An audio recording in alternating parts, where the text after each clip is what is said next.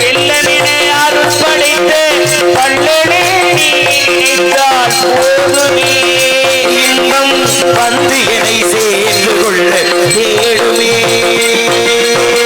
உள்ளத்திலே நீ இருக்க உன்னை நம்பி நான் இருக்க வெள்ளி மலையார் மகனே வேலையா எங்கள் வாழ்வு வளம் காண கடைக்கல் பாறையா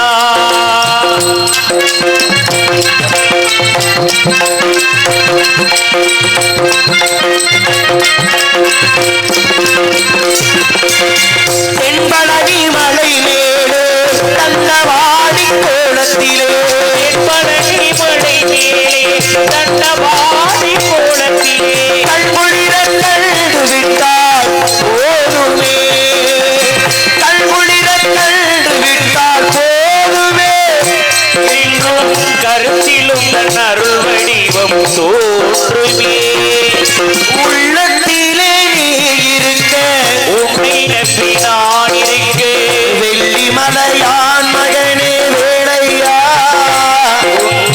வாழ்வு வளம் காணே கடைக்கல் பாறையா கடைக்கல் பாறை ஆடி வரும் மகிழ் மேலே அமர்ந்து வரும் பேரலையே ஆடி வரும் மகிழே அமர்ந்து வரும் பேரலையே காண உன்னை சரணடைந்தே தந்தையா காண உன்னை சரணடைந்தே தந்தையா வாழ்வில் நலமனைக்கும் பெறகருள்வாய் முழுவையா உள்ளத்திலே நீ இருக்க உன்னை நம்பி நான் இருக்க வெள்ளி மலையான் மகனே வேலையா எங்கள் வாழ்வு வளம் காண கடைக்கல் பாறையா கடைக்கல் பாறை கடைக்கல் பாறை கடைக்கல் பாறையா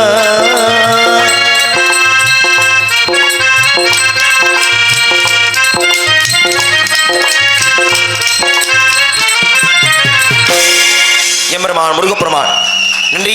நாடக கலைஞர்களை உற்சாகப்படுத்த விதமாக எண்ணிக்கை குறைவாக இருந்தாலும் ஏறக்குறைய ஒரு 10,000 பேர் இந்த நாடகம் பார்க்குற சமமாக நாடக கலையினை ரசிக்கக்கூடிய அத்தனை நாடக ரசிகர்களுக்கு மீண்டும் ஒரு முறை மனமார்ந்த சிறந்த இந்த நன்றியை இந்த மாபெரும் மேடையிலே உறுத்தாக்கி கொண்டு கலைப்பணியை தொடரலாம். நன்றி, வணக்கம்.